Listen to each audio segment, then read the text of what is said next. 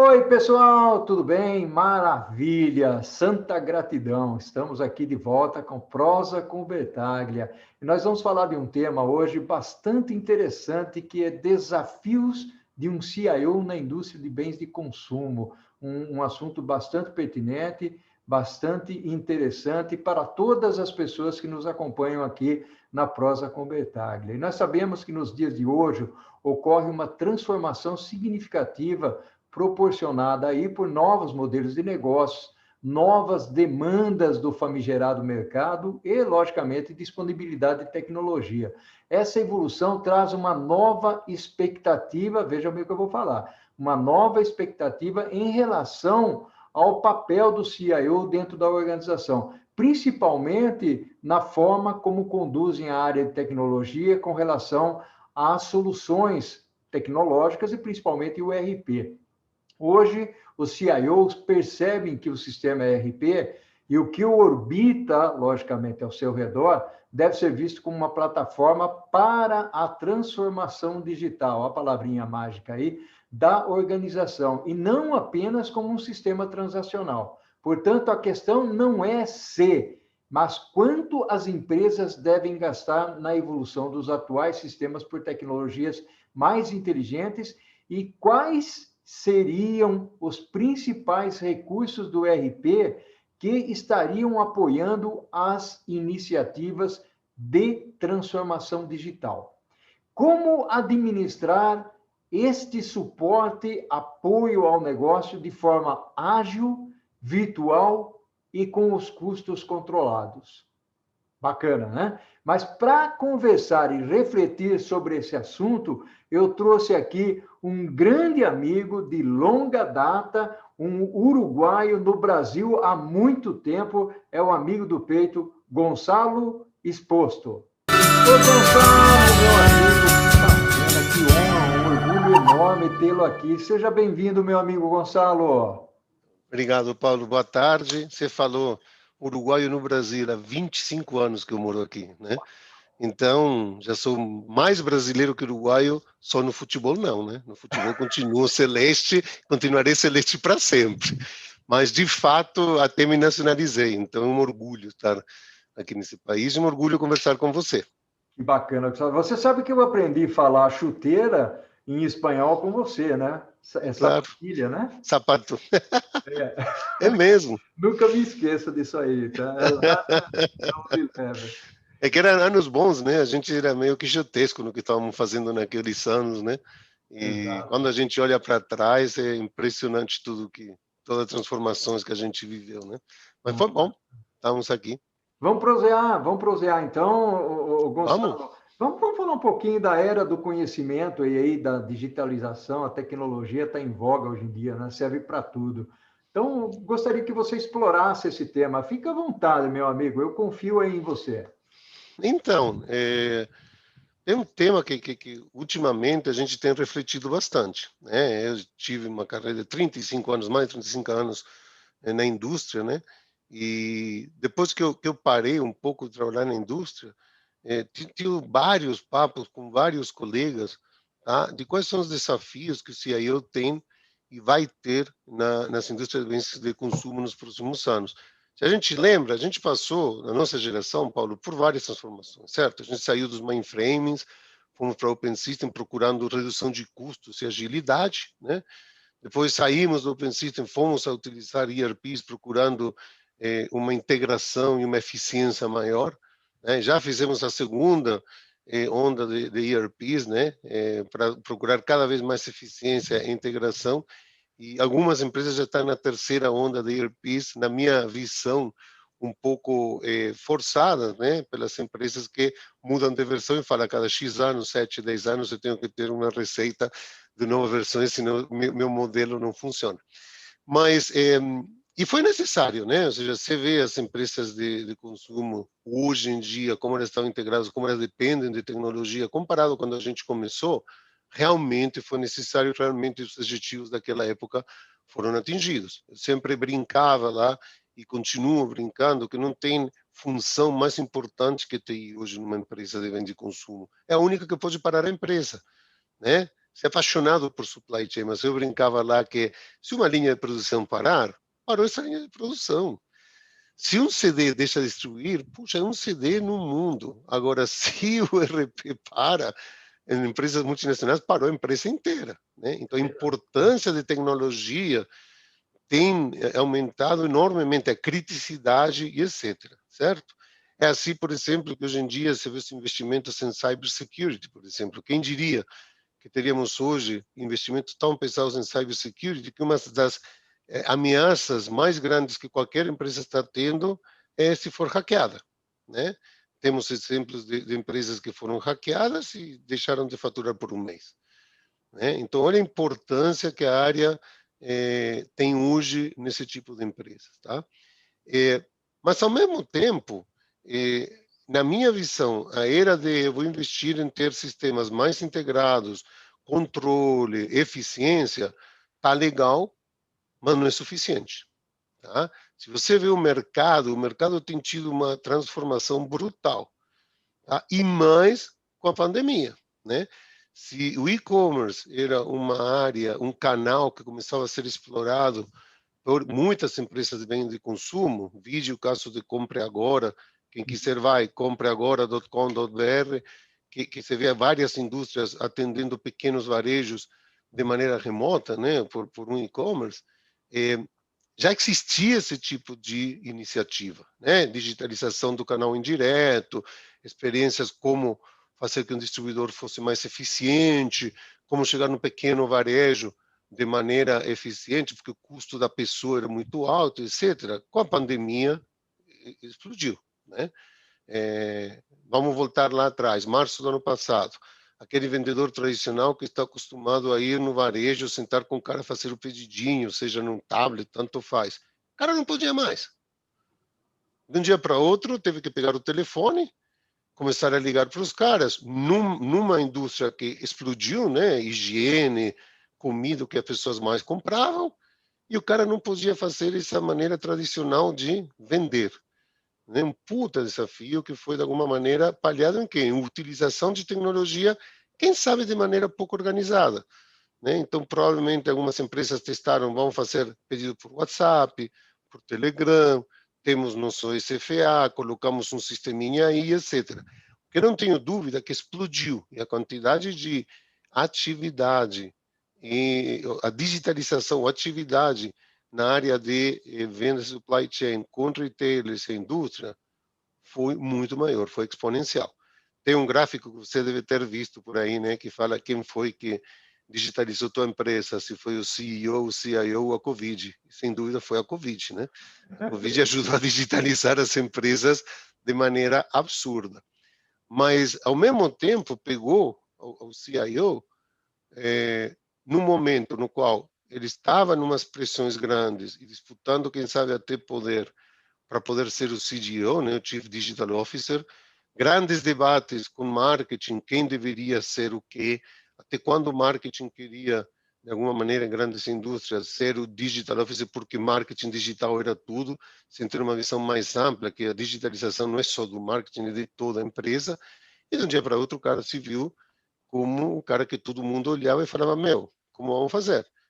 Porque tinha que vender de maneira remota, porque tinha que ter seus funcionários conectados 100% das casas, quando provavelmente algumas empresas não estavam preparadas para isso, porque tinha que continuar tudo funcionando. E se alguma coisa o ano 2020 demonstrou, é que só tecnologia conseguiu fazer essas empresas funcionarem. E a importância do CIO, na minha visão, aumentou, mas basicamente aumentou a expectativa sobre essa pessoa. Tá? Esse é um cara que saiu, quem sabe, estava, lógico que eu defendo que tem que estar no board da empresa e tudo isso, mas os olhos focaram nele muito mais do que antigamente, tá? E por um lado é legal, né? Super bom. Na minha carreira, a gente várias vezes esteve nos holofotes, como chamava, Paulo, e às vezes por bons motivos, às vezes por não bons motivos, mas é bom estar aí, certo? Mas o cara tem que responder, né? Num mundo de hipersensível, no momento em que as pessoas estão hipersensibilizadas, no momento que a informação viaja a uma velocidade enorme, e no momento no qual eu acho que esse tipo de informação também leva a que pessoas opinem sem muito conhecimento, né? O Gonçalo, o que você está falando é fantástico, né? Porque existem alguns aspectos aí. Você agora também está assessorando pessoas, empresas, né? E uma das coisas que tem aparecido aqui para mim, que da mesma forma assessoro, faço mentoria, consultoria e tal, a gente procura Uhum. se reinventar e utilizar um pouco o nosso intelecto de alguma maneira aqui, distribuir conhecimento. Mas uma das coisas que, para mim, e que me deixa muito feliz, é que as pessoas, mesmo falando com pessoas de vendas ou de supply chain, é muito difícil você conversar com aquele executivo de que, de alguma maneira, ele não toque a tecnologia como elemento fundamental para ele trabalhar. Então, o que você está falando é perfeito, ou seja, a tecnologia é a alma da organização em vários aspectos. A pandemia mostrou isso. Eu conversei com alguns CIOs no começo do ano passado, e o pessoal dizia o seguinte: Paulo, o que nós temos trabalhado para não parar a empresa, para montar toda essa parafernália de infraestrutura virtual, isso tem sido muito forte, né? E sem isso, né, Gonçalo, as empresas hoje não estariam funcionando, concorda? Sem dúvida. Eu tenho vários exemplos, né, de colegas nossos. Eu lembro um caso típico de um amigo meu, José Silva, que falou: Gonçalo, eu passei um ano para tentar rolloutear Teams. Rolloutei em uma semana e foi a oitava maravilha do mundo. Então, isso mostra também como às vezes a gente se dá, tenta fazer uma mudança numa organização, nas pessoas, e existem barreiras naturais que não permitem essa mudança. Quando você não tem jeito, tem que fazer, você faz. Ó, meus pais têm 80 anos, né? Eles estão lá no Uruguai, isolados dos netos. Cara, eles usam Zoom, eles usam WhatsApp, eles usam Olha, de tudo, tudo, tá? com 80 Primeira anos. coisa que eles pediram foi: me traz o tablet que eu tenho que estar em contato com meus netos. E É, tem 80 anos. Se alguém de 80 anos, né, consegue ter essa inclusão digital, imagina numa empresa, né? Hoje em dia não se concebe uma empresa. Eu acho que um ser humano é muito difícil de se conceber sem ter uma inclusão digital. Que um outro ponto que eu acho que quanto às prosas seria muito bom alguém tocar nesse tema da inclusão digital, né? Que eu acho que uma das dívidas que temos como sociedade, principalmente na América Latina, né? Mas tendo essa necessidade, hoje em dia você fala com quem você quiser na área de supply, finance, marketing, o que for, tá? Os caras vão falar de tecnologia. Você fala hoje com um Chief Marketing Officer e ele fala de Facebook, de quantos likes, de isso, aquilo, dos indicadores. Olha isso. Quando a gente achou que teria indicadores objetivos sobre o impacto de uma campanha de marketing, antigamente colocávamos um ad e a gente via mais ou menos como as pessoas reagiam. Hoje em dia você tem a medida exata e como isso transformou a função de marketing, né? E por aí vai, né? Todas as funções foram afetadas por tecnologia. Eu acho que tem muito mais profissionalismo na maneira de é verdade. fazer as funções. É menos, quem sabe, é mais profissional, tá? É, realmente é assim. Aliás, você tocou num ponto aí que nós estamos trazendo aqui para a Prosa com o Bertaglia, o Gonçalo, vários temas, né? Inclusão digital já está na lista, já tem pessoas convidadas para conversarem sobre isso, é um tema fantástico. E a gente percebe, Gonçalo, você passou por grandes corporações, né? E o que eu percebo aqui, e você fez uma menção interessante, que na América Latina isso é uma dívida, né, da sociedade. Uhum, uhum. E você percebe que no mundo virtual, esse é um lado também que é um pouco complicado, porque muitas pessoas têm acesso ao mundo virtual, ou seja, tem uma boa comunicação, tem uma boa internet, tem a câmera, né, um microfone que possa falar, mas tem aquelas pessoas, aqueles estudantes, por exemplo, que vivem na periferia e eles não conseguem fazer a conexão do celular, né?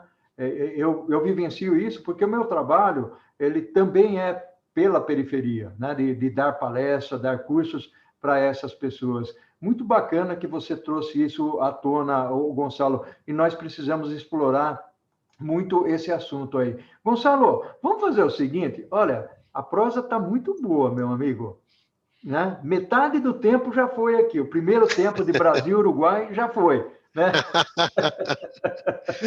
Então vamos fazer o seguinte, Gonçalo, toma uma água, um café aí e nós vamos para o segundo tempo, pode ser? Beleza. Até logo. Oi, Gonçalo, meu amigo, que bacana, que legal que está sendo essa prosa aqui. Está sendo fantástica realmente falar do papel do CIO, né, de quais são os desafios que ele encontra. Aliás, esse é um tema que eu gostaria de abordar aqui nesse segundo tempo do nosso jogo aqui, né, Gonçalo? Eu falo jogo porque eu lembro que você gostava muito de futebol, né? Continua gostando.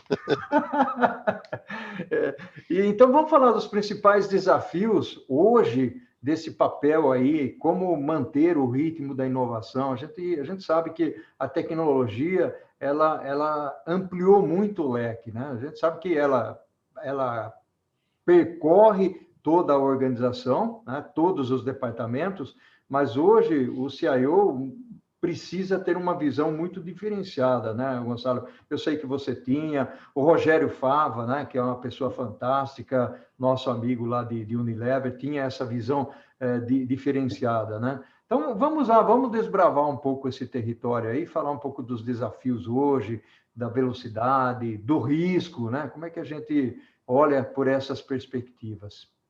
Não, perfeito, Paulo. A gente estava no primeiro tempo falando da importância que tinha tido tecnologia e como a tecnologia, de alguma maneira, foi fundamental para que as empresas continuassem trabalhando durante a pandemia e muito mais que as pessoas continuassem a se comunicar durante a pandemia. Acho que a pandemia vai durar um tempo mais. Então, mudou o mundo e a tecnologia tem sido fundamental. Agora, voltando ao papel do CIO, um cara que tem, hoje em dia, o coração da empresa, de alguma maneira, no seu coração e pulmão, no seu IRP, né? E o cara tem que proteger esse coração através de grandes investimentos em cybersecurity, porque vai ser atacado, não é uma questão de, será que eu vou... É só saber quando vai ser atacado, né? Então, você tem que proteger esse pulmão e esse coração, mas, ao mesmo tempo, você está num ambiente, num mercado que está em constante evolução, ele está mudando a uma velocidade nunca vista antes, né? Então, conversando num primeiro tempo, puxa, o vendedor não podia mais ir a visitar o cliente, tira pedido por WhatsApp, faz isso por Telegram, faz aquilo. A uma velocidade que a gente nunca viu. É só ver, Paulo, os produtos, quantas as empresas como Reckitt, Unilever, etc., lançaram produtos novos durante a pandemia. A uma velocidade que a gente não viu. Para lançar um pedido novo, um produto novo, desculpa, eram 6 meses. Os caras lançaram produtos de higiene, isso em questão de semanas. E essa dinâmica impacta diretamente o CIO. Como manter esse ritmo de inovação, vamos chamar no teu lado externo, né, em interações com teus clientes, com teus fornecedores, na tua logística, na tua distribuição, e ao mesmo tempo proteger teu coração e teu pulmão, né?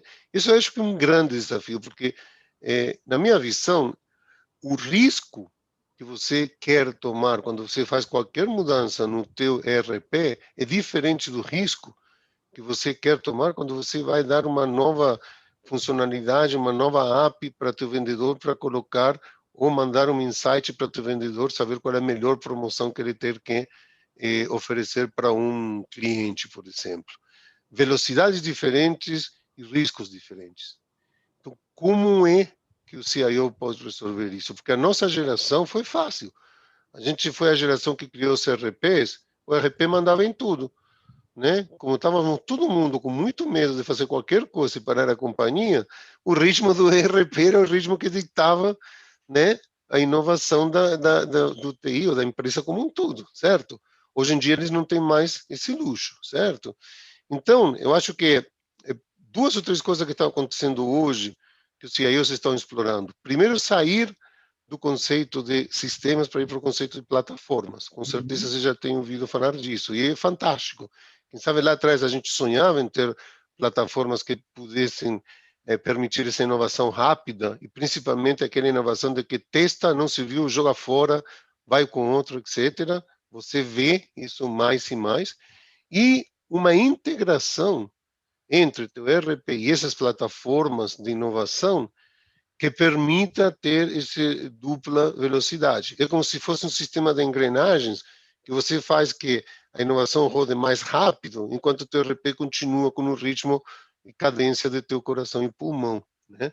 Então, tem várias empresas que estão tentando fazer isso. O Gartner fala de Hybrid Integration Platforms, né? Tem empresas super conhecidas, MuleSoft, etc. Tem empresas brasileiras como DigiV que também estão entrando nessa área. Eu vejo isso como muito interessante, né? Ou seja, se a gente pudesse ter uma integração que permitisse essa dupla velocidade, certo? E, ao mesmo tempo, poder manter teu coração protegido, teu pulmão, e testar e jogar fora essas iniciativas, poxa, é sensacional. Acho que tem tecnologias que hoje em dia já permitem isso, tem que ter coragem para experimentar. E uma vez, se a minha teoria está certa e isso funcionar, vai vir o segundo desafio, que é talento, né? Nós estamos numa área, a tecnologia está super quente no mercado. Tem vários milhares de vagas abertas, o que é uma ótima oportunidade, né? A gente falava de responsabilidade civil, inclusão digital, imagina a oportunidade de treinar gente para que possa pegar essas vagas, certo? Mas, ao mesmo tempo, é uma luta por atrair e reter o melhor talento, certo?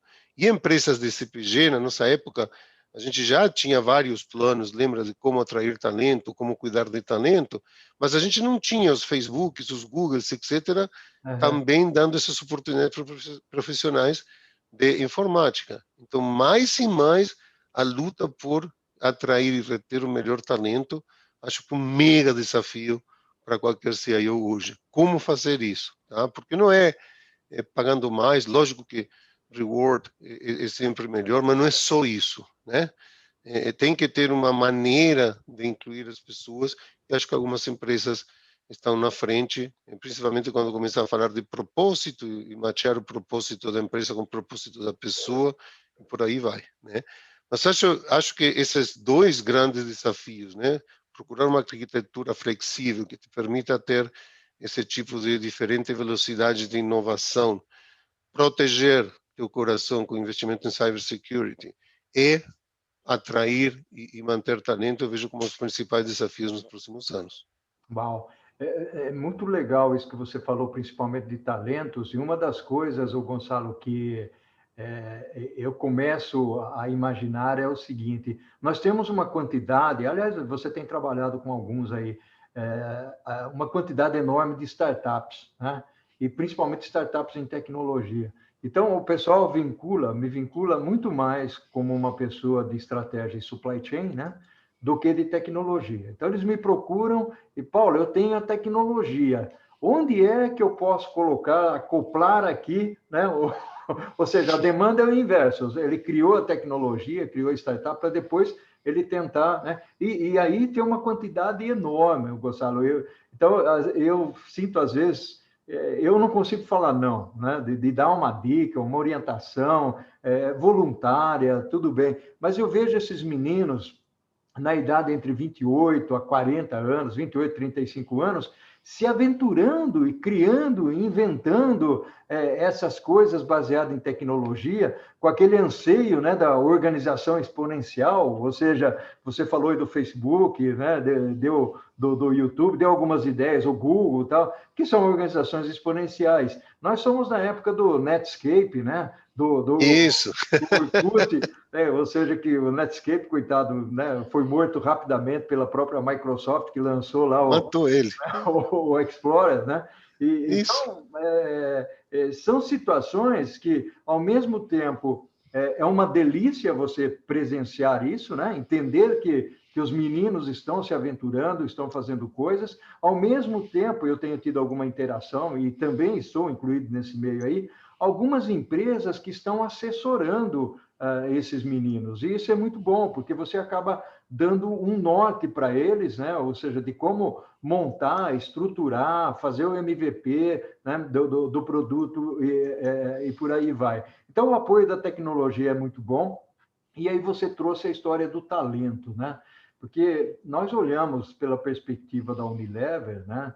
Eu trabalhei na HP, na Oracle, IBM, mas a Unilever ela é uma escola, né, o Sem Gonçalo? dúvida. A gente enxerga isso, nós vivemos ali, vivenciamos ali com algumas pessoas fantásticas. Eu não vou citar nomes, porque senão pode escorregar algum, né? E tem muita gente que assiste aqui. Eu tenho trazido aqui muita gente da Unilever, né? Um pessoal fantástico, né? Então, eu digo o seguinte: se você é do bem, seja bem-vindo, ou seja, bem-vinda, né? Então, é bacana isso. E aí, o Gonçalo, eu queria que você explorasse um pouco mais esse desafio do CIO, falando mais do talento, o que ele precisa, qual que é a sua visão o que esse talento precisa para sobreviver e apoiar a empresa nos dias de hoje, o Gonçalo? Então, boa pergunta, Paulo. E sim, de fato, Unilever é uma escola, né? Eu brinco, once Unilever, always Unilever, né? Ainda continuo comprando e continuarei comprando produtos da empresa. E, o, o ponto é, você tem um material humano extremamente rico, tá? Quem sabe muito mais preparados do que a gente estava quando começou a carreira, né? Muito mais ambiciosos do que a gente era quando começou a nossa carreira, né? São pessoas jovens que querem progredir rápido, porque eles estão com a ideia de exponencial. Você mesmo falou, organizações exponenciais, carreiras exponenciais, certo? Num ambiente que nem tudo é exponencial. Convenhamos, ou seja, o ritmo das empresas de consumo massivo tem se acelerado nos últimos anos, mas é um ritmo um pouco mais flat, né? Não é exponencial. Elas estão querendo se reinventar, de novo, vejamos como elas se inovaram nos últimos anos, realmente um avanço enorme, tá? Mas não é o ritmo de uma Google, de uma Facebook ou de uma Tesla, certo? São coisas totalmente diferentes. Eu acho que primeiro tem que ter um match com propósito, né? A gente vem de uma escola no qual valores, objetivos, valores humanos sempre foi muito importante, né?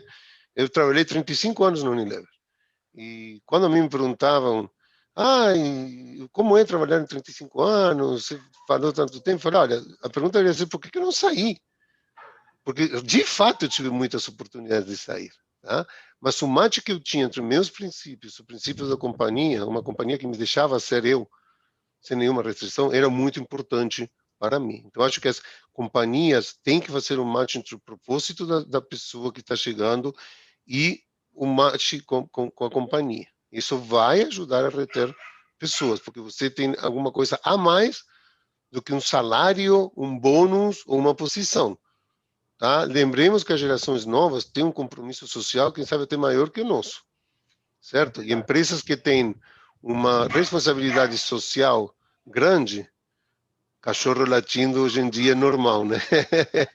O responsabilidade grande ajuda a esse tipo de retenção. Segundo, ajudar a manter a pessoa atualizada, certo? Não tem mais, como nessa época, cursinhos e tudo isso, mas abre o leque de opções para que essa pessoa mantenha-se atualizada sempre. São pessoas que gostam, tá? Eles têm paixão por tecnologia, então deixa eles se manterem atualizados sempre. E dá espaço para ser um pouco empreendedor, certo? Você mesmo falou, tem vários casos de startups, de meninos com uma paixão por tecnologia enorme, criando tecnologia para depois procurar um problema para resolver.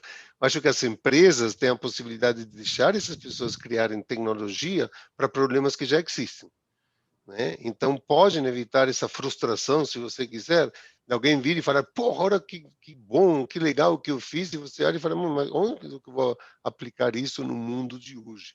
Né? Empresas sem CPG permitem fazer isso, né? Então, acho que nesses 3 pontos é importante para poder atrair e para poder reter talento. Mas dos 3, sem dúvida, pode ser pela nossa idade, a parte de princípios, a parte de valores, a parte de propósito, é algo que tem sido muito importante nos últimos anos. Estando lá, eu consegui atrair, reter alguns talentos que nunca imaginei que poderia, só pelo fato de estar numa empresa que tinha um propósito muito claro e uns valores muito claros. Isso ajudou muito. Que bacana, meu amigo Gonçalo. Olha aí, a nossa prosa está finalizando. Já estamos aos 45 minutos do segundo tempo, né? Vai terminar empatado aqui, 0-0, Brasil-Uruguai. Tá bom, puta, tá bom. Ultimamente o Uruguai só perde, só apanha do Brasil.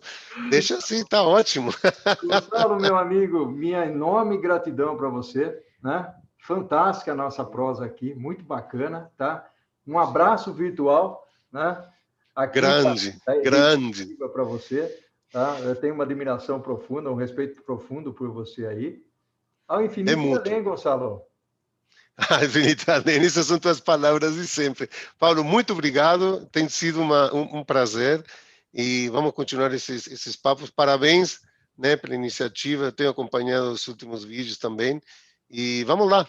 Daqui a pouco, tomara que seja com um vinho, uma cerveja, e a gente possa sentar no restaurante, como fizemos aquela vez no Uruguaio, e comer uma bela carne e continuar uma prosa entre nós dois. Tá bom? Muito bem, eu lembro muito bem desse dia aí.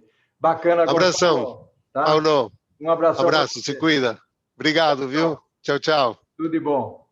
Tchau.